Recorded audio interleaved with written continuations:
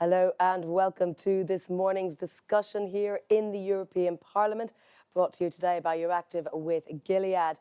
We're going to be talking about ending HIV in Europe. Now, the EU has set itself the target of ending the HIV epidemic by 2030.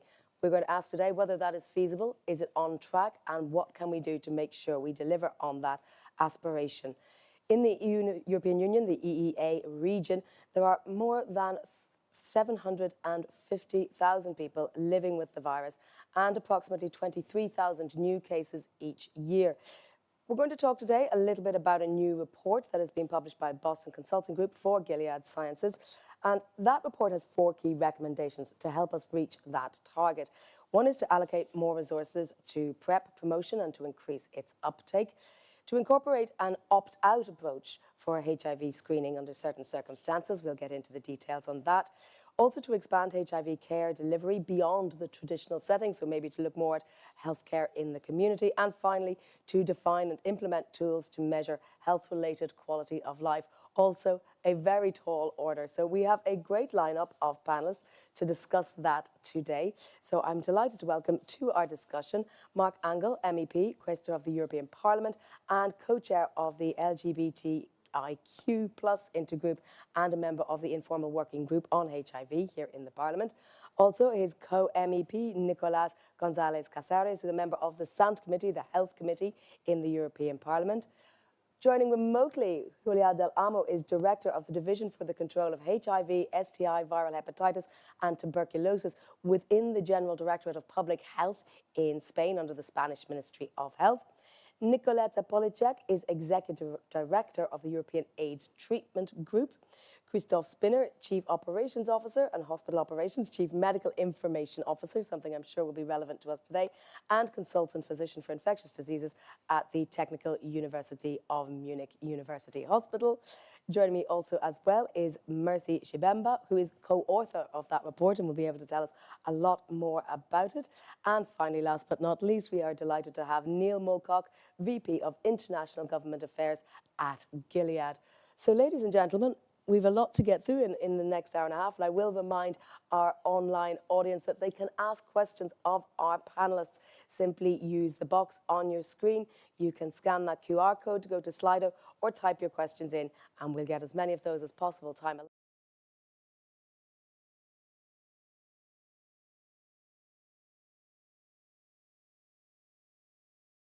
2030 targets. Give me your initial thoughts on whether we can or not. Of course, we can reach these targets, and we must reach these targets. And a lot has been done in the last 40 years, so we just have to do this extra mile and this last mile, and we're quite close. But we have to step up our efforts. And for me, I'm very happy that Euractiv organizes this debate together with Gilead, because it's important to bring together companies, scientists, politicians and civil society activists, and it's only together that we can reach these goals. And for me, as a red ribbon leader of UNAIDS, the human rights dimension has always been very, very important. And this is a fight we have to continue doing, because there's too many intersecting inequalities still existing, and they continue to drive the HIV epidemic. So this is one lesson we learned, and we have to work on that dimension. Another lesson, I think, is also that we really put the human rights in the center of everything. And when I see that there's too many discriminatory laws, that now the anti-gender movement wants to forbid sexual and relationship education in schools. This is important for prevention, that sexual and reproductive health and rights are under attack. This is very worrying, and this is where we also have to act, especially also as politicians, together with civil society. And then a last lesson, and we know it all, investing too little and too late has a huge cost for humanity. And we've been investing too little, and we are a bit late, but I'm an optimist, so I think we can go forward. And this is what in the European Parliament we are very active in. And I'm very happy that now 2 European parties finally also joined the global partnership against discrimination and stigmatization in HIV/AIDS, because I was shocked when I heard about that initiative that no EU member state was in it. Now Luxembourg and Spain have joined, and we call on all member states to be active, because there's still too much stigma and discrimination. We'll hear a little bit more about Spain in just a moment. But Nico, let me come to you and ask your thoughts on whether we can achieve these targets, bearing in mind there are a lot of intersecting challenges. First, let me say that I'm pleased to be here on this debate organized by Euractiv and, of course, with the collaboration of Gilead. And I agree with my colleague and friend Mark. I think that we are not yet on track, but we can do it. We can achieve it by 2030. But we have to run, and we have to make new efforts, mainly in that we are having big problems with growing incidence in some Eastern countries. I think that the prevalence in the Western countries is more or less decreasing, but we have an increasing incidence in the Eastern countries that we have to tackle. So without doing this, it's going to be very complicated. I think that also we have to focus our prevention in the whole population, but taking into account that we still maintain some risk groups, mainly the men that have sex with men, people who inject the drugs. But I think that the whole population should know what is really happening with HIV, that we are all people on risk. And let me say clearly one thing that for me is important. We have a trend of new infections among young adults. So it's not well known, but it's happening right now. So it's something that we have to tackle with the new strategies. First, let me say one important thing. It's very difficult to fight against HIV without universal health coverage, not only in Europe, across the world, because migration is already happening. And we know there are some problems in the sub-Saharan Africa. And of course, it was mentioned by Mark, to address the social determinants on health, poverty, lack of education, lack of knowledge about what is happening with the HIV infection is also very important. And of course, fast testing, different options for testing for all the population. And we can discuss later about the European health data space and the challenge that we have also in this European health data space regarding privacy, because privacy is also important for people with HIV. This is an ongoing debate in Brussels. If we've time, we'll get to it, but we could talk about that alone for hours on end. Julia, let me ask you to join in. Mark has already lauded Spain as being a signatory. So tell us from your perspective in the Spanish ministry whether we're going to reach those 2030 targets for the EU as a whole. Good morning, and first of all, thank you very much for inviting the Ministry of Health to join this important session. Thank you to Gilead and the European Parliament for organizing this, and to Mark and Jill, who truly is a champion for the HIV response.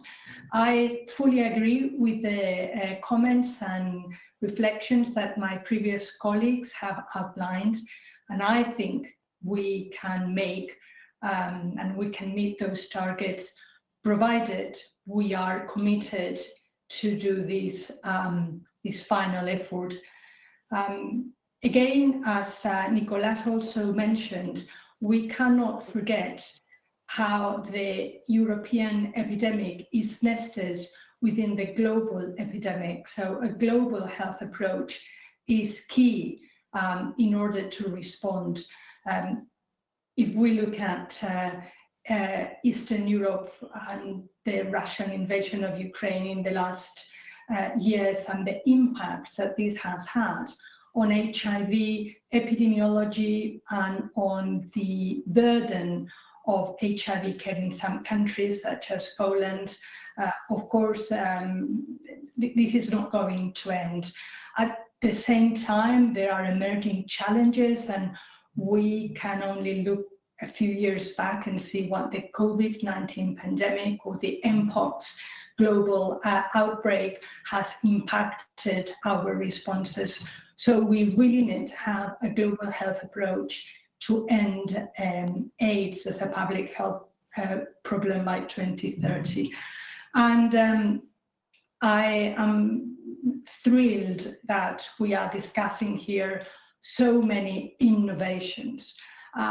Innovations are essential, and many of the private companies have put a lot of effort and huge investment in advancing the HIV innovation agenda. But it's important that we understand that biomedical breakthroughs alone are insufficient, and if they are not accessible to all. And again, I echo Nicola's vision that without universal healthcare, it's going to be very, very difficult to reach those goals. And I just want to end up this initial intervention by acknowledging the joint work that we have done with civil society, with UNAIDS, ECDC, WHO, Europe, during the Spanish presidency of the EU Council only last semester 2023, where the elimination of HIV-related stigma was identified as a political priority of the Spanish presidency. And this led to important steps. One of it was the signature of joining the Global Alliance of UNAIDS to eliminate all forms of stigma and discrimination that Mark and Jill has already mentioned. And initially there was only Luxembourg, then Spain joined, and I believe Germany also joined. It's the third country to join this global partnership. It was announced by German Chancellor during Munich IIS Congress. So just want to end by thanking you again for bringing us all together, and I really look forward to fruitful discussions. Over. Thank you, Julia. And indeed, you mentioned COVID. I'm sure we will draw lessons and ask questions regarding what lessons can be learned from that. Nicoletta, let me turn to you to ask you for your opening thoughts on the overarching question about whether we can reach these targets. What do we need to do? Who needs to be involved? Well, first of all, thank you for inviting me here, and thank you for taking into consideration the voices of communities. I think that, yes, going to your question directly, yes, we can reach the targets, but the next 5 years are really crucial. We really need to act fast, promptly, and responsibly. And I think that to end HIV in Europe, we need a meaningful EU-wide HIV action plan. Because communities living with and affected by HIV in our European region have many unmet needs still. So we need a plan that should really respond to these intersecting inequalities and also health and social care needs. The priority, I think, for the EU HIV action plan should really focus on health-related quality of life of people living with HIV, including key populations.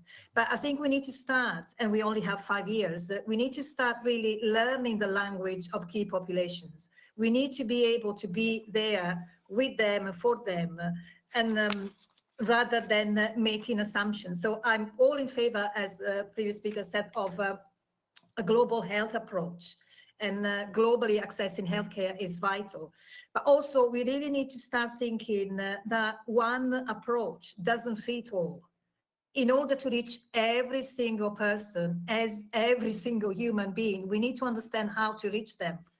And I think that is important then that we start understanding what stigma and discrimination mean to people living with HIV and to population greatly affected by HIV. So the EU HIV Action Plan, as I see, is an opportunity to implement, for instance, trauma-informed approaches. It's vital that we need into consideration the voices of communities, not just as a tick box exercise. It's important that communities are at the center, not at the periphery of any conversation. We shouldn't just be invited at the table when the table is already set. We should be able to be in a situation in which comfortably we ask the questions and together we find solutions is important. And I think that with regard to reaching the 2030 target, if we want to make Europe better for all citizens, I think we need to start addressing discriminatory practices that punish vulnerable populations, irrespectively whether they're living with HIV or not. I think we need to start addressing laws and legislation that facilitate the movement of people, not just because they can access healthcare, which is vital and important, but also because they can access education, they can access employment and so forth. I think we need to start thinking about interpersonal violence and the side effects of interpersonal violence to all of us. And then the HIV action plan for Europe will have a powerful meaning. Then we can really realistically think about reaching the target by 2030. I can go on talking about the importance of involving community, but I think that I want to leave this conversation open and continue later. Remember that this is about human rights, it's about people's lives, so it's vital that Europe takes the responsibility to do something now. Thank you very much, Nicoletta. I think we're going to have quite a lot of consensus in today's discussion. Christoph, let me turn to you as you're bringing in the physician viewpoint, as it were. So give us your thoughts, please. Yeah, well, first, thanks from my side as well for inviting me, the organization, to Gilead and the UNAIDS group to make this meeting possible. Exchange is a very important thing, and I'm happy to share my physician perspective. And Giulia Delamo already introduced several activities that happened during 25th World AIDS Conference that I had the honor to host as a local co-chair in Munich. It was an amazing meeting, and it reminded us that HIV is still a global threat. We've heard it already from the previous speakers. There is more than 39 million living around the globe with HIV, and it's 630,000 every year dying by AIDS. The latest UNAIDS report states it's more than 1.3 million HIV new infections diagnosed per year. We can only end the global fight or win the global fight against AIDS once we keep the global perspective in mind. Ukrainian war and the Ukrainian refugees, where Germany is caring for more than 1 million alone, had several impacts on the European HIV epidemic situation. And why is this important? Because although in Europe, HIV prevention, diagnosis and treatment options are available and could save life, there is still lots of room for improvement to bring the adequate prevention tools to those at the greatest risk of HIV infections, to make diagnosis and treatment available. And even within the European Union, every third HIV infection is diagnosed at a late stage. That means including AIDS-defining diseases. And even at our university hospital in Munich, we still see several cases of AIDS-presenting patients, regardless of the opportunity to save those lives with ARV. We must do better to reach the most vulnerable populations at risk, to offer them prevention, diagnosis, therapy and treatment services. And this is not biomedical approach only. We've heard it already. It's also an accessibility.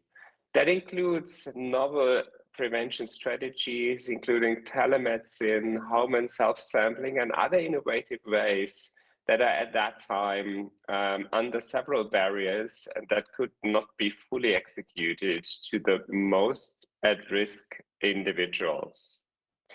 We must ensure that the full spectrum becomes and remains available, including the most neglected and marginalized populations. And that means we need to really individualize the health approach and keep in mind that HIV is not only an infectious disease. We must address the full spectrum of psychosocial aspects associated with HIV. Thank you very much, Christoph.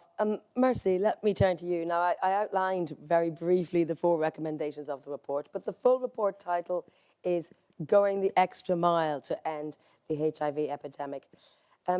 Tell us what that extra mile is and whether we are going to hit those 2030 targets. Absolutely. I'm really happy to be here. So the report consolidates evidence based approaches across kind of 9 different countries, and it's all about removing barriers to services. So we know that in the report we outlined 3 key enablers to get us to reach those 2030 goals, which we are currently not on track for, and it's less than 2,000 days away. So the 3 enablers are that there needs to be sustained resources. So we've really seen over recent years that HIV has really been deprioritized, and so it's critical that we sustain the resources and investment that goes into this. The second enabler was around driving innovation across the care cascade. So whether that is about getting people tested and supported through a new diagnosis, or whether it's about supporting people to live long term with HIV, we really need innovation and individualized approaches, and that's something that we highlighted in the report. And the final key enabler is about implementing differentiated service delivery. So again, it's back to that individualized care and recognizing that not every community is going to need the same things, and not every person is going to need the same things. I've lived with HIV for 26 years now. What I needed 10 years ago, I don't need today, and what I might need in 10 years is not the same as what it is today. And so we need to make sure that we have healthcare systems that can support people on their kind of journey. And then in addition to the 3 enablers, we also outlined 4 key priorities, which you've already touched on. But I think what's really important about the priorities is that we also outlined key issues, which are that HIV is deprioritized, communities have been disregarded, and quality of life has been overlooked. And with those 3 key issues, we're not going to be able to fulfill a world where PrEP is properly resourced, where opt-out testing is available for people, where care is available beyond the usual settings, and where quality of life and equity really drive what we do for people living with HIV. So those are just some key kind of takeaways from the report. And yeah, obviously looking forward to discussing more fully what I think. But ultimately, we're not going to reach those targets if we go on the way we're going. And this report is about pushing us in the direction of going that extra mile to be able to do so. We'll drill down into some of those indeed as we go through our conversation. But finally, Neil, I will turn to you. I mean, as part of the organisers of today's event, why did you think it was important to have this discussion at this juncture? Thank you very much.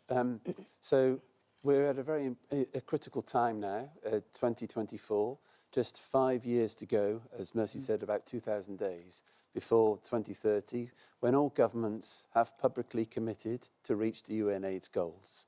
And I think this report is really timely in asking the question, are we on track? If we're not on track, what can we do to get on track?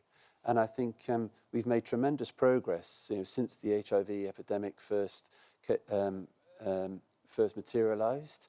And we now know we have all the tools to be able to end the epidemic, essentially, whether that's social tools or biomedical tools or prevention tools as such. But the question is, are we going to go and deliver on that extra mile to end the epidemic? And I think, when you run a marathon, you always know the hardest mile is the final mile. And that's where we are now. And I think, to pick up on a point that Mercy made, is that if we carry on doing what we're doing today, we're not going to get there. And if you look, and that's sort of manifested by, if you're looking at the number of deaths, the number of new infections that have happened, since the pandemic, they flattened out, really. So I think the question is, what do we need to do to bend that curve to get it going in the right direction by 2030? And we've heard from all the panel some suggestions and ideas about what we need to do. And I think I won't repeat those, but what I'd like to underscore is political commitment and political will.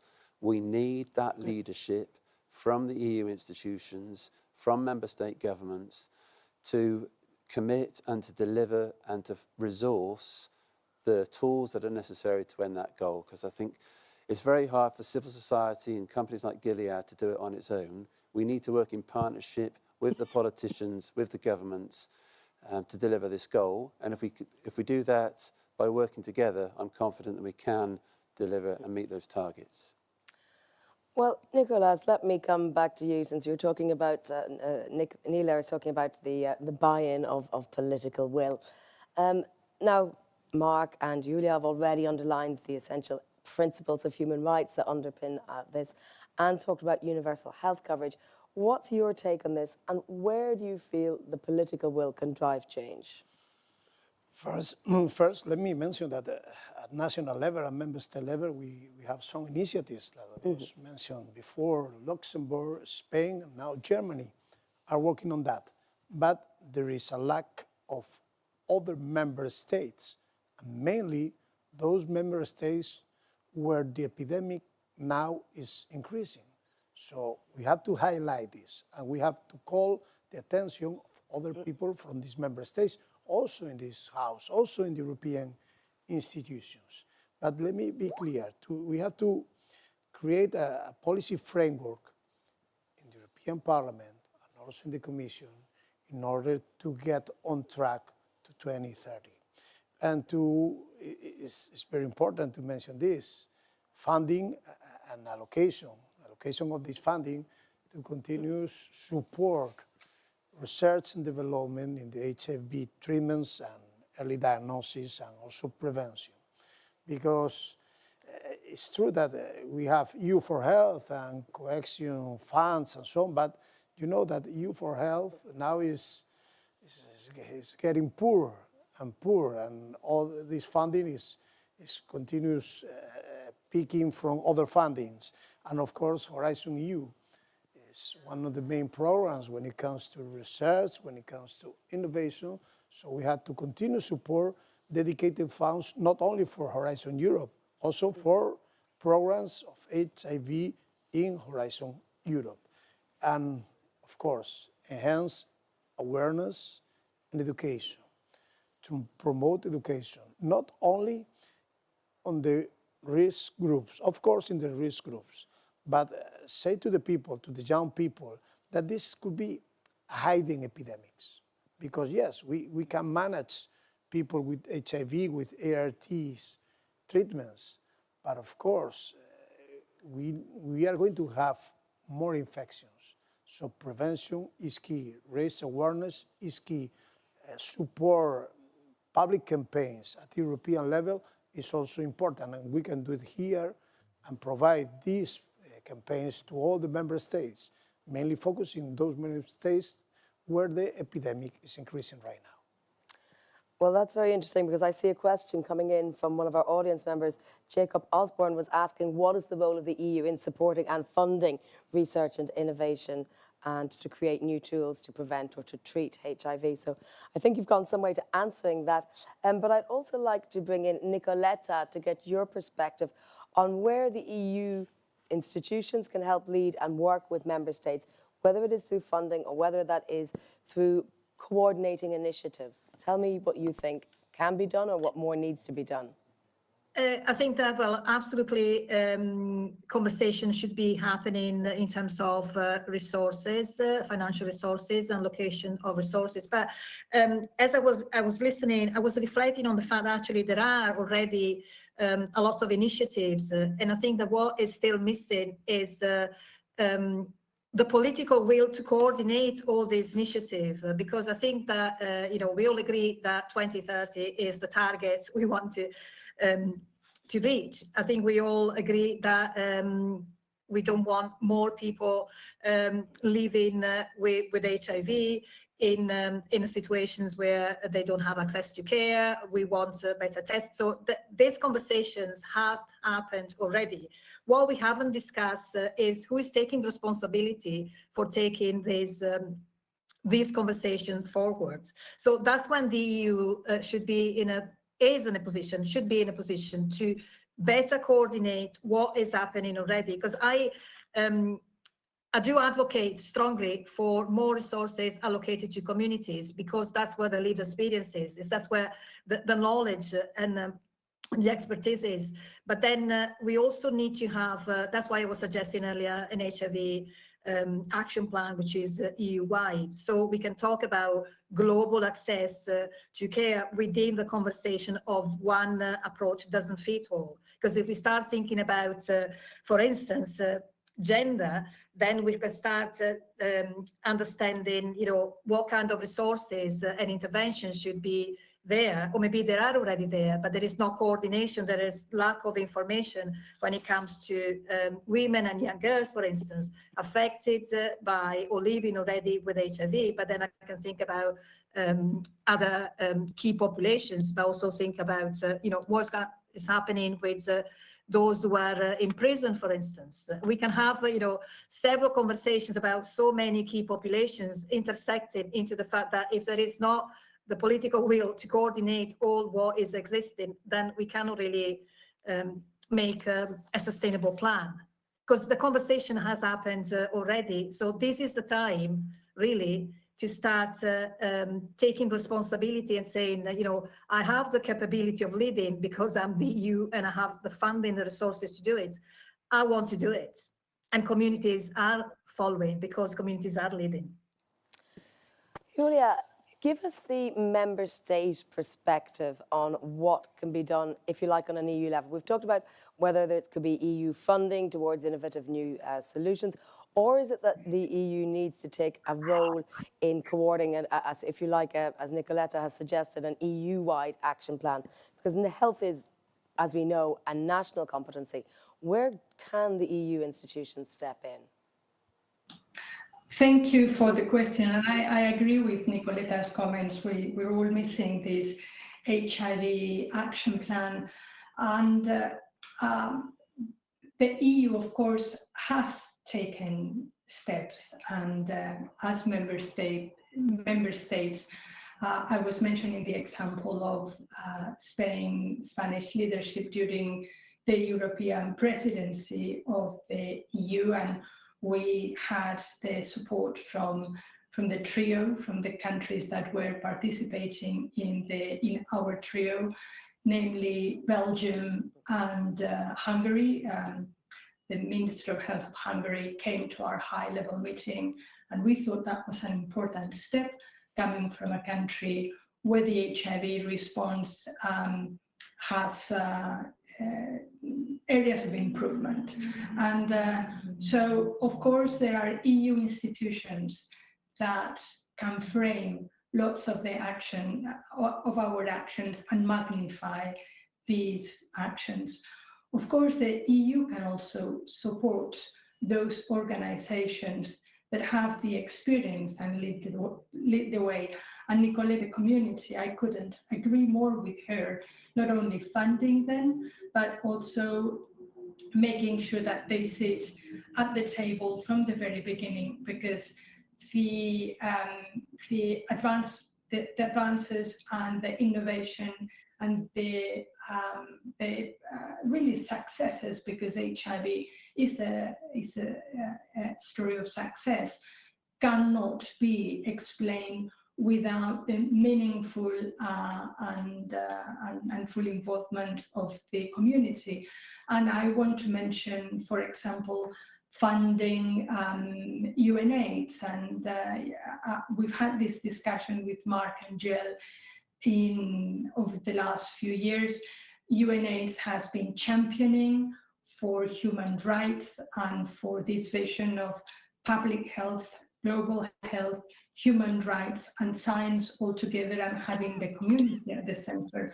So of course the European Union and member states can support and allocate funding to strategic actions. And if I may just make a comment to Mercy's intervention, and I fully agree and support her vision, perhaps I wouldn't be so negative as to why HIV has been deprioritized. We can turn this round. This can be, this also has a positive approach to it. And now working in the Ministry of Health in Spain, I can see why other conditions may need to be prioritized. But deprioritization should not be equated to neglect and denial of the remaining needs. So to me, not being a priority issue in 2024 is a good thing compared to 1994, but I fully agree that it's only 5 years to 2030, and only saying 5 years makes us all feel a little bit dizzy. Over. Yeah. Mark, let's stay with this question of funding and how do we maintain and sustain funding to deal with the AIDS and HIV infections situation within the EU, because there is a cost of inaction as well. Yes, funding, indeed, all of us, we agree we need to invest more and we need to more funding into research still, but also funding into fighting all the other inequalities. This is important. And as Nicoletta said, supporting the communities, because communities, we've seen it from Africa. We can learn a lot from Africa, where the communities played a big role, and funding communities is very important. So we have to make better use of European funds, but it's not only European money, also national budgets have to prioritize this fight against HIV/AIDS. Not everything can be solved here from Brussels. We can do a lot, but we can't do it all by ourselves. I wanted to come back to something I find very interesting, where the EU can also act. We have homework to do, what we can do in the EU, but we have also an international dimension which we have to take care of. And we have to be, as an EU, and the member states have to work together in international platforms, such as the UN General Assembly, but at UN level and other international platforms, to really make sure that the HIV crisis is considered as an important crisis, and that this is a battle that we can win. There is not that many successes where we can see that we have a positive outcome. Here, it's a possibility to win, to make this last mile, as you said, the image of the marathon. So giving up now would be terrible, and we have to focus on this, and we have a huge responsibility. I also believe we need an EU action plan. That's very important. And here in the Parliament, we have this informal working group on HIV/AIDS. I think we have to get active too, to raise awareness, because a lot of colleagues are totally not aware. The knowledge of HIV/AIDS with a lot of politicians is at the level of decades behind. And the whole progress, the success story over the last 40 years, we have to tell that and then say, now, yes, there is success. Let's ride on this success wave and do that extra mile. And therefore, we as politicians, together with the communities, with civil societies, we must, and of course the scientific world, the companies, if we work together, if we push this dialogue, and if we raise awareness, I'm very convinced that we can win this battle. Well, Mercy, there's a couple of things to unpack there, including the global dimension. We learned from COVID that, of course, infections do not recognize borders. How important an element was that in your report? And what would you say the EU needs to focus on first? Is it getting its own house in order or looking to the global south? Yeah, I think that's a really important point. This is not just about sort of sorting out one place and ignoring that there's obviously other factors that come from other places, and it's certainly something that we thought about throughout the report. And I know from my own experience of being a migrant that, you know, that is a big part of the journey.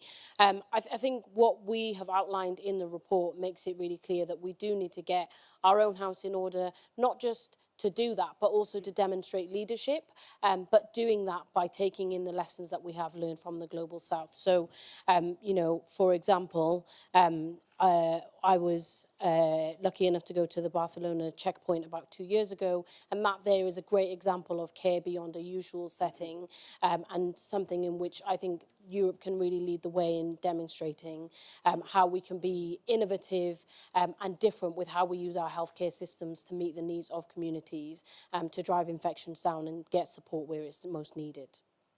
Well, Neil, let me turn to you regarding the question of funding for innovation. I mean, how important is technological advance and investment in innovation and research important to get us on, in the short 5 years we have, get us on target, and of course looking at prevention as well as treatment?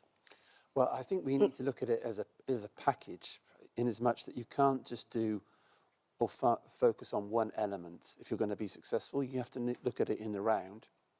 And of course, innovation in that respect is really important. You know, we heard from Mercy earlier saying her needs 10 years ago are not the same as they are today. And that's because, you know, communities and the needs evolve and change.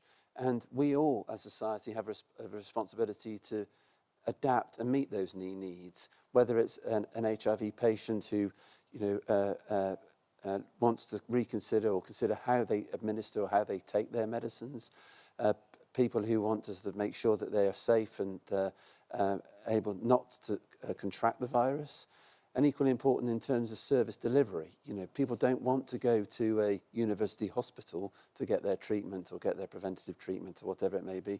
They want to go where they are, where they live in their community. And so we need to innovate in terms of service delivery as well. Christoph, Neil has said people don't want to go to a university hospital to receive their treatment, but of course you do a lot of great work in researching and tracking and so on. Tell me a bit about your thoughts on funding, if you like, innovation and research. And I will bring in actually a question here from one of our audience members as well. Margot de Vries has asked whether you believe the EU has provided adequate support for advancing innovation, particularly aimed at improving blood safety and reducing the risk of HIV transmission. Well, of course, I fully agree. Bringing patients to university treatment centers is a huge barrier. We are fully aware of that, and we do have patients that drive 2 and more hours to seek our services for simple HIV prevention.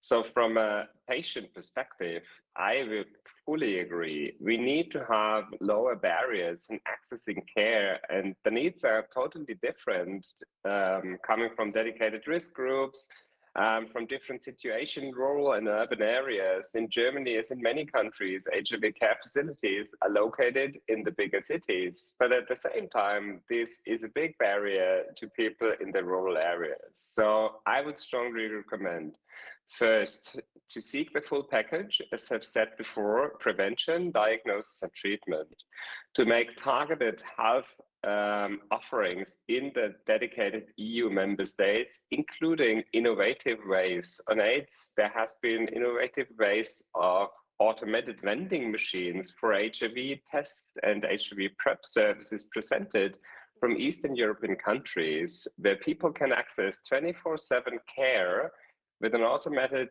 and telemedicine service approach that is, in my view, really innovative, because it's probably not convenient for our patients to seek our services when we have open or when we are on service, but it might be easier to combine different approaches.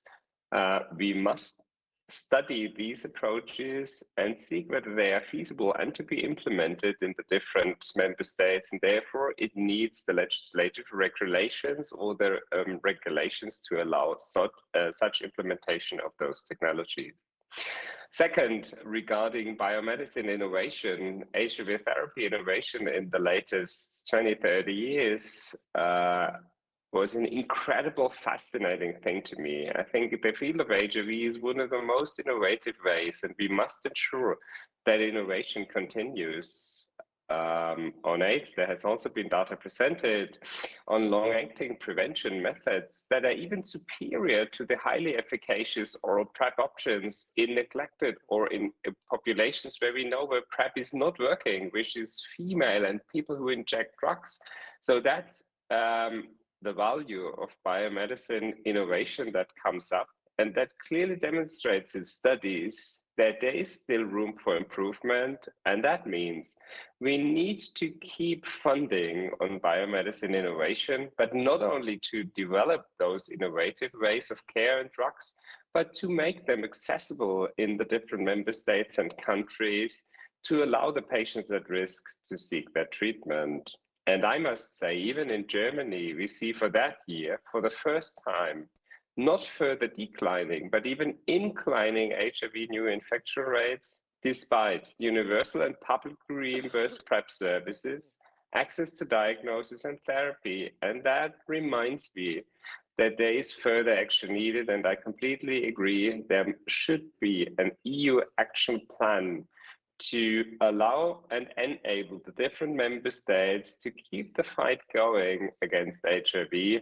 Innovative drugs is one part of the puzzle, but innovative care and novel options might be even more crucial to win the fight. There has happened a lot, but there is still room for an extra mile. Mercy, Christoph said there, patients driving 2.5 hours to get treatment. I mean, that's not reasonable or feasible, is it? I mean, what sort of suggestions do you make about bringing care and treatment closer to people in the report? And also, let's move on another step as well and talk about the importance of early diagnosis. I mean, if you have to drive 2.5 hours to get treatment, how far do you have to drive to even get tested?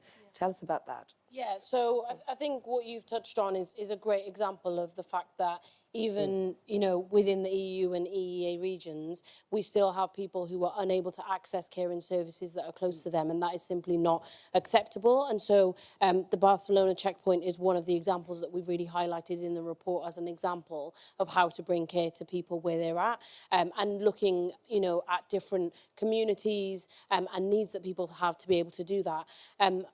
I was previously on the board of an organisation called the Sophia Forum, which focuses on women living with HIV. And one of the things that we've highlighted in the report is the need to be able to get PrEP into the hands of communities that vitally need it. And I've completely lost your second question, because just The remind me. second question was about how important is it to get early diagnosis? Yes, absolutely. So I was on the HIV Commission a few years ago in the UK, which recommended to the government that there needed to be an action plan, which has it's led to a couple of new initiatives, one of them being opt-out testing. But one of the things that I saw whilst being a commissioner and visiting a couple of different cities in the UK was that there had been many people who were diagnosed far too late and had had ample time and kind of examples of where they had been routinely let down. I know that currently late diagnosis remains stagnant in Europe, levels at 50%. You know, we're not going to be able to get to 2030 if we're in that position. And so it's absolutely critical that we get to people as early as we can.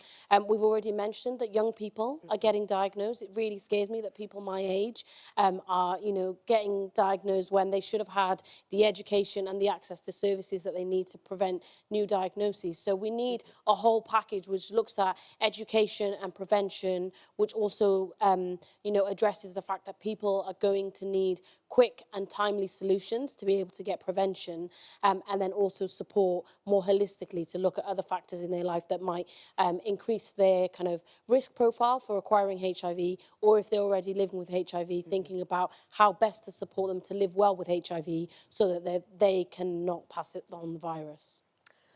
Mark, access to services is one reason you might see late diagnosis, but there's also stigma attached to going and getting tested. I mean, what do we do with that problem? We have to democratize it more and make it something normal. I saw examples in Africa where on the market you had test and treat immediately, tents where people went and you were not... We have to say it's nothing but get tested. And the earlier you know your status, the better it is. And explain the progress and this fear of test. A lot of people still are very afraid of this testing. And there also we have to find a new narrative to tell people it's good to know your status, because then you can have a normal life. All this formidable research and all these formidable advances we've done in the 40 years, the general public are not aware of it. We are aware of it. We are in our bubble, and we have to bring this message outside. And then there is so many contradictory laws. I want to give a very concrete example. There's in one member state, I won't name it, I'm not here to blame. In one member state, refugees, if they are HIV positive, their treatment is paid. But PrEP is not paid, prevention is not paid to them. So you see these little contradictions. We have to invest more in prevention and therefore politicians have to really be more aware of it so they can check the laws in their countries. They can check how prevention is paid also to vulnerable and key populations, and not only treatment, because it's so easy when it's a question of budget. And maybe sometimes we have to talk to finance ministers too. Invest in prevention, it will help you, because paying PrEP is much cheaper than paying ARV treatment. So And we have also to get the conversation out of the medical world, out of the ministries of health. We have to bring it into the ministries of labor, into the ministries of finance, into the ministry of economy, because we lose so much money if we don't reach our and so much potential, human potential. It's not only about money, the human potential, which is important for our economies, and therefore we have a lot of work to do in narratives and conversations and information. Well, staying on this topic, Neil, I'll bring in a question from an audience member. Bertrand Audouin is asking, do you think the EU can help with having more of its member states promote and disseminate PrEP? Well, yeah, I mean, that's an interesting question, Bertrand. And I think what we've seen the EU do in sort of health emergencies and in pandemics is procure treatments, medicines, and made available for member states. We saw it during COVID, but we've also seen it recently during Mpox. And so there is an open question, could or should the Commission provide some support to member states? And another issue is, I think, the EU is very generously supporting the Global Fund, I think to the tune of 700 million euros a year, which is quite a substantial sum. And I think there is an argument to say that's great, but let's also fund or support those member states that we've mentioned who are experiencing a particular high burden, whether it's because of immigration or low-income status, to get them on track to deliver those UNAIDS targets. Julia, let me bring you back in there as well, because Mercy mentioned the Barcelona checkpoint. Perhaps you could give us a sense of what's being done differently or what sort of stigmas are being broken down to encourage people to get both screening and treatment. Sorry, can you repeat your questions? I couldn't get it. Sorry, Jen. Julia. Can you tell us any bit more about the Barcelona checkpoint and what it's doing well, or other examples of clinics that are working well to break down stigma around testing and treatment? Well, the Barcelona checkpoints are a model. Really, they've done fantastic work, and I can only have admiration and praise for the work they do. There are many other clinics in the country that are also doing very good work, as much as they can, inspired by the model of Barcelona checkpoint, which, as has been mentioned, is led by the community in a neighborhood where the community of gay men live and where they feel comfortable. I agree with Christoph's comment about the challenges of getting people at risk for HIV to go to have to visit hospitals, university, or just local hospitals. It is a challenge, but also it's important that we bear in mind that member states, also in Europe, need to adapt the current resources to the emerging needs. And when we needed to engage large numbers of people on PrEP, unfortunately, the facilities that are available in Barcelona checkpoint were not available everywhere in the country. So we had to do the best we could with what was available. So acknowledging the excellency of Barcelona checkpoints should not undermine the huge efforts that smaller areas, smaller cities have done to cope with incorporating PrEP users into their healthcare delivery. Over. Nicolas, I know you're on the Sant committee, not the education committee, but how important is education around the question of HIV and AIDS in breaking down stigma and encouraging people to get tested if they are in an at-risk community, but even also just to work on issues of prevention? First, let me remark that I also agree with Mark when he said that the existing story of HIV right now is a story of success. At the very beginning, it was a sad story. There are discrimination, deceptions with a lot of people, but now it's real a success. So we have also to transmit to the people that this is a success, and we can fight against HIV with success. So I think that all the strategies, all the information strategies should remark that we can fight against that, but people has to be diagnosed, and people have to work also in prevention with local communities, of course.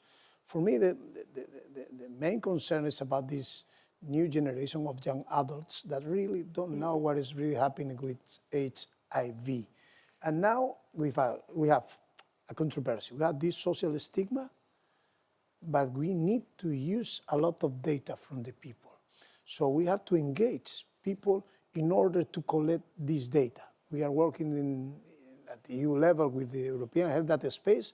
There is an opportunity for innovation and also to raise awareness and the use of secondary data collection to develop, for example, new treatments or the possibility of therapies that can help to have less secondary effects or even vaccines. So this controversy could be also in the public debate, even in social media, because we are going to use a lot of data from people and they can say, oh, my privacy regarding HIV is very complicated, that I deny to use my data. So there is an important issue here that we have to tackle and we have to manage in future, because we need all this data. We need to standardize and harmonize data. We need standardization of the collection of this data. Sorry, but I'm speaking now as a professional, a health professional. But for me, I think this concrete issue is very important. We need this data, but we need to support privacy and also to discourage people that is still putting stigmas on people with HIV. I think that this my main concern, and as I said before, in a special group of people that are young adults that are very influenced by social media and for fake news right now. So fake news and this not true that we are living sometimes is also a problem in the social campaigns that we need.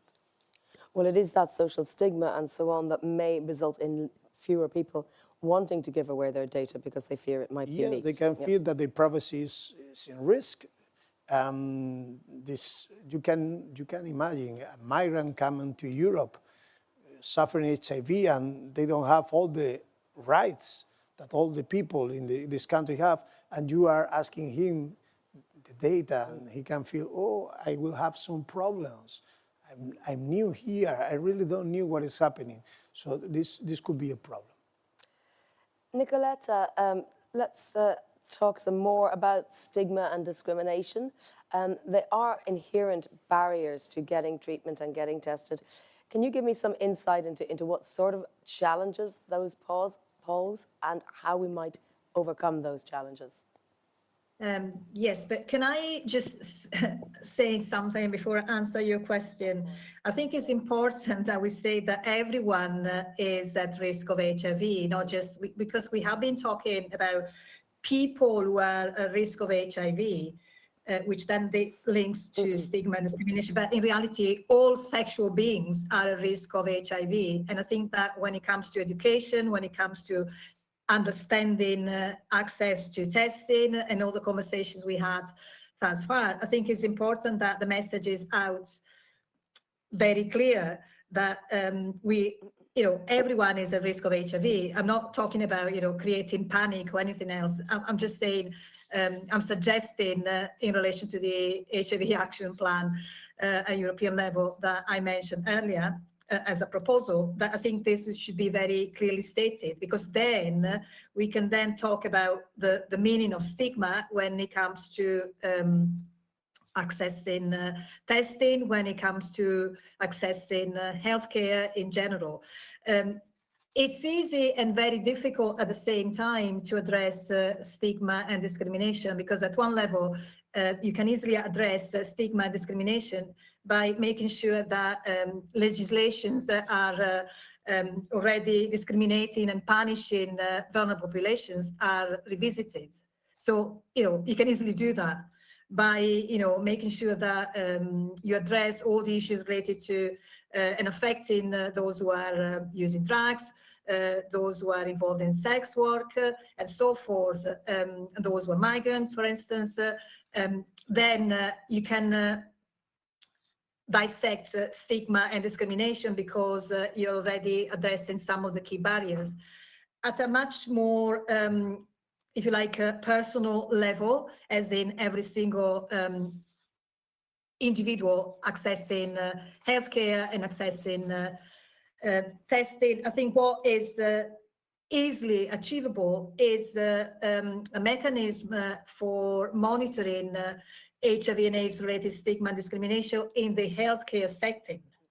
I'm not talking about the very lovely bubble that is the HIV care. I'm talking about everything else that happens in the healthcare setting. Most people living with HIV would experience comorbidities. So we must educate healthcare professionals outside the HIV bubble in order for people living with HIV not to be discriminated and not to experience stigma. We have mentioned COVID earlier, although I would dispute in a different setting that the experience of COVID is not the same experience as HIV in terms of mobilizing community and in terms of stigma and discrimination. HIV still magnifies vulnerabilities in society. COVID did it to a certain state, but not in the same way. I think it's also important when it comes to, we mentioned confidentiality, we mentioned standardization of data collection.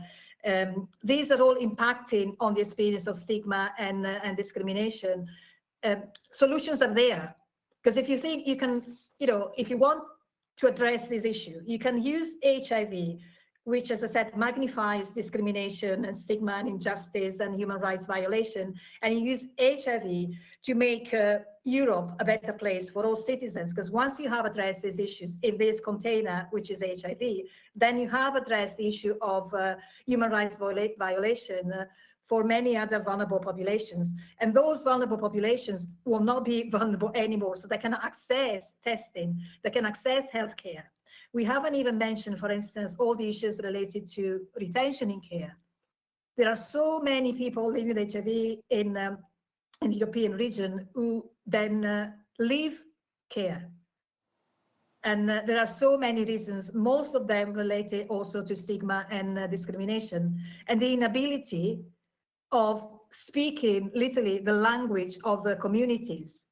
There is still, in many member states, this very huge dichotomy and power game between patients and clinicians, between patients and healthcare providers. It's very difficult in some member states to find ways in which patients are at the center of the care plan.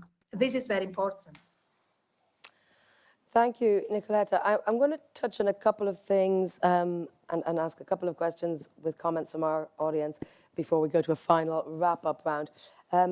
Magdalena is asking whether the Polish presidency of the EU could be used by the civil society community or indeed the HIV supporting community to put more pressure on the EU. Maria says, how can we leverage the European Commission focus on prevention to ensure that HIV prevention is sufficiently prioritised and funded? And both of those feed into my question, Mercy, which I'll put to you first, which is how do you maintain political momentum and how do you keep something like HIV top of mind? Because we know we've come a long way from the crisis point in the 80s to where we are today. The EU has its, for example, it has its EU Cancer Plan, which was launched on the 4th of February 2020 with a big, huge event here in the European Parliament. We were all here. And then in the following month, COVID came along and wiped that from our memories. So there's always going to be some sort of perma-crisis. As Neil mentioned, there was Mpox more recently. How do you keep people's focus on one thing, which they may think, oh, that's not a problem anymore? Yeah, I think this goes back to what I said earlier around one of the key barriers we've highlighted is around the fact that HIV has been deprioritized. And what we mean by that is there's this air of complacency around HIV, which is really dangerous. So we know that 1 in every 8 people living with HIV is undiagnosed. And so we cannot take our foot off the pedal. We can't afford to take our foot off the pedal. You know, the HIV epidemic is one that's really interesting in the sense that if we slow down or take our foot off the pedal, it's just going to exacerbate and get worse. And so one of the things that we do in the report is really set out the cost of inaction, the cost of complacency and not meeting these targets. And I think that, you know, please do go away and read the report because it is a good wake-up call in terms of actually if we don't do this now, then we are going to be facing, you know, a world where we have to pour more investment and time into this, where it's going to destabilize health systems, you know, in response to other future pandemics as well. And so we need to make sure that we are keeping a robust focus on HIV, whilst also acknowledging that there are other things that we have to balance. But it is about recognizing that if we do not do all that we can to meet the goals that we've all agreed to, you know, we're not... no one's asking for a favour. This is something that politicians came and said that they wanted to do. And so it's ultimately about accountability, not being complacent, and saying that we have the power in our hands to do something. We have all the tools that we need. What we don't have is the will to do it. And that's the most important thing. Christophe, complacency is dangerous, says Mercy. How do we tackle that? How do we manage this danger? Well, it's a difficult question. From a medical care provider perspective, I would say we must ensure that the techniques we do have will be available to the different populations at risk, as we've discussed before. It requires political will and action. The plan and the strategy, what to do, is the most important thing. Sufficient funding to realize the plan into the clinical practice and routine is crucial. And latest, to keep on going, discovering innovation. We've heard on the Barcelona checkpoint as a role model. I would say we have them around Europe. This is a great initiative.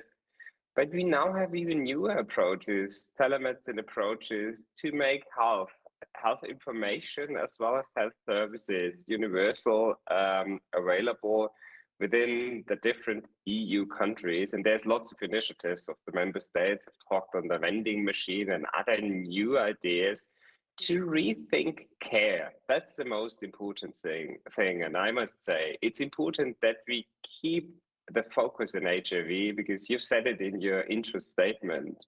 COVID shifted a lot of resources away from HIV, and many member states, including Germany, do target other health challenges. But we've also heard almost every second diagnosis in the EU countries is diagnosed in a late stage. So of course, HIV is a public danger. We need to have political will, a clear action, and sufficient funding to bring it into practice. Well, thank you, Christophe. I mean, I think we've covered a lot of ground here in the last hour or so. But I'd be interested to hear your sort of closing remarks, bring it all together and try and find a red thread, as it were. Neil, I'll start with you. Where should we be going forward? Which of these big issues that we've raised over the last hour do you think maybe should be a priority? So we're sitting here in Brussels. Everyone's beginning their new mandate, which will end in 2030.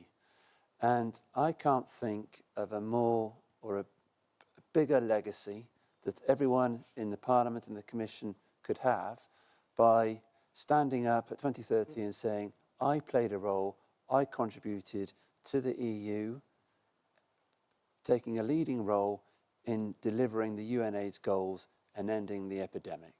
And I think with the political will, with the right resources, with the action plans, if we implement the report that Mercy's commissioned and recommended, I think we can achieve that goal. Thank you. Julia, let me get your closing remarks. Not necessarily a new mandate for you in Spain, but perhaps a new forging of the relationship with the new Commission. What would you like to see for the coming 5 years, and how can we deliver on that aim, that very, very clearly stated aim, of actually ending the HIV epidemic by 2030? I don't think I can say anything more or better than what Neil has summarized. I fully echo his words. There is clearly this legacy for the mandate of new coming European parliamentarians. The response needs to be, of course, at the national level in member states, and many of us are already working at that level, but definitely the vision at the European level is needed. And Nicoleta, Christoph, Nicolas, Mark, Mercy have called for a new EU HIV action plan. I think that would be a very nice way forward. Thank you very much. Thank you very much, Julia. Well, Nicolas, you were name-checked there in calling for an action plan. Give me your thoughts and tell us, what is the Sant Committee going to do over the next 5 years that will deliver this aim? First, we have to be a committee. Well, yes, of course, yes. But let me say that I am quite optimistic, because today we have enough strength at different levels, and in some countries and communities, of course. But let me remind the political dimension. Some words that we have said before, like universal health coverage, equal rights for all, gender equality, cross-border collaboration, global cooperation, human rights, probably are not the best words for some forces that are growing in Europe. Illiberal and populism is growing in Europe. So these growing forces can put at risk not only free speech of democracy, it's also some things that we think that we have gained in the past that could be a risk. So fighting against HIV could be one of them. But of course, we are still here fighting against those forces. But let me ask one thing, also to the industry, also to the communities that are supporting this fight against HIV. Believe in all those political forces that really believes in universal health coverage, gender equality, cross-border cooperation, and equal rights for all. This is very, very important nowadays. Well, I think you've broadened our battle field even wider there, Nicolas, but we have to be realistic about what's happening in the world. Nicoleta, your thoughts as we wrap up this conversation. Where are your hopes and dreams going, and where are your fears that's keeping you awake at night? Well, my hopes first, and my ask. I think it will be quite easy to achieve co-produce research, so we can, with communities, so we can produce meaningful data, and then we can implement all the conversation we had today when it comes to education, when it comes to access of care, and everything else that we have said. I just, I want to highlight a reminder that, HIV magnifies its human rights violations. So by tackling HIV, we are also making Europe a better place. I said it already, but I want to reiterate this because I think it's very important that we see this from this angle. Every human being, because we are human beings, could be affected by HIV, and they're affected by HIV. So you're not tackling only those who are living with HIV. It's the wider community of people living in Europe that we are supporting and helping. What keeps me awake at night is that I actually have seen this before. I have been living with HIV for 40 years, so I've seen many progress. We spoke about, technology, how important, and medical intervention, and the progress in healthcare, which is amazing. But we are still a group against all the others, and I think what is important is meaningful collaboration, meaningful involvement of communities.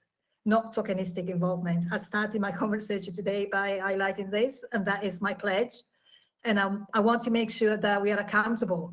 What we have said today really means something, because 2030 is really only 5 years. from now. Thank you very much.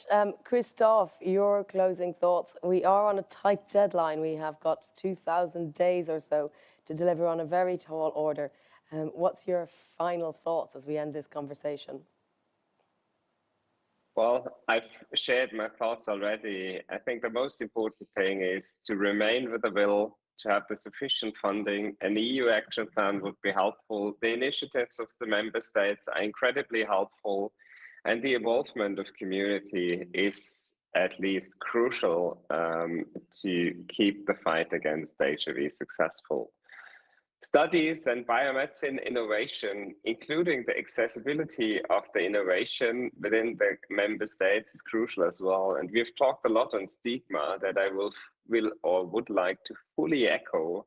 There's still lots to do. And one of the challenges to make HIV in one way to a comparable disease to others, that means living with HIV is fully normal possible, but at the same time, not to lose the targeted audience and the focus on the fight against HIV. And that's part of the balance we need to find at that point, to at least make HIV, for those being affected and at risk, as a normal thing in life, and at the same time improve the overall situation and condition within the European Union.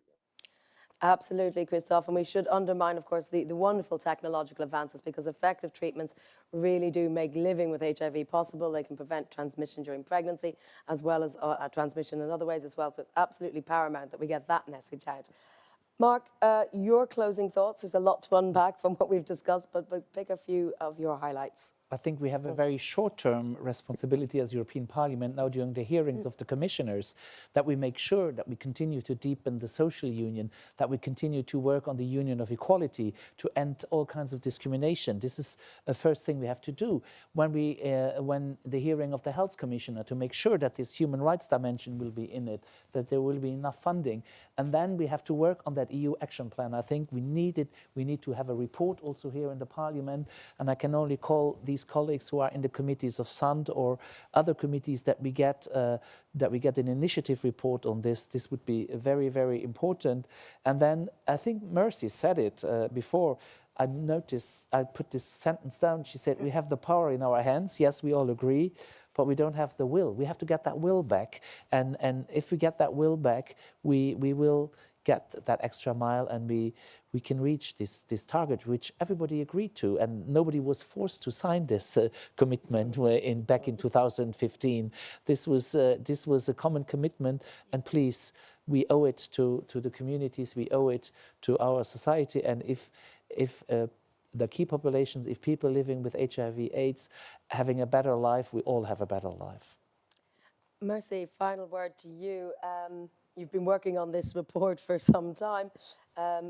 Wrap up for us by just giving us what you thought were the main standout features that you discovered when writing the report. Was there anything surprising? Was there anything you'd like people to bear in mind when they think about the HIV epidemic in the future and what can be done about it? I think what really excites me about the report is that the end is in sight. The finish line is there, and that there is the possibility of meeting these goals. It's not a doom and gloom report that says that we won't do it, but actually the fact that the report really clearly outlines that with sustained resources, with driving innovation and implementing differentiated service delivery care, that we can really enable a world where we can all push forward and get this achieved. And so that's what I want to end on, that it is possible, it is achievable, and it's only 5 years away. So we really just need to get cracking, implement an action plan, be accountable to what we've promised, and deliver on that for communities.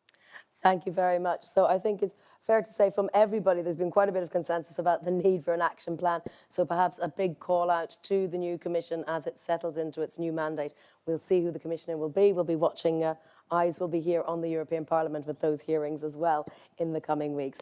thank you very much indeed for our great speakers, for joining us, for having this conversation today. Thank you to Euractiv and Gilead for organising it, as well as, of course, the European Parliament tech team for making it possible. And as always, you, our audience, for joining in that discussion online. Thank you for sending in your questions. Remember, you can follow more Euractiv debates by using the hashtag EA Debates, and do check out our new X or Twitter account, which is EA Advocacy Lab. So please do that and have a great day today.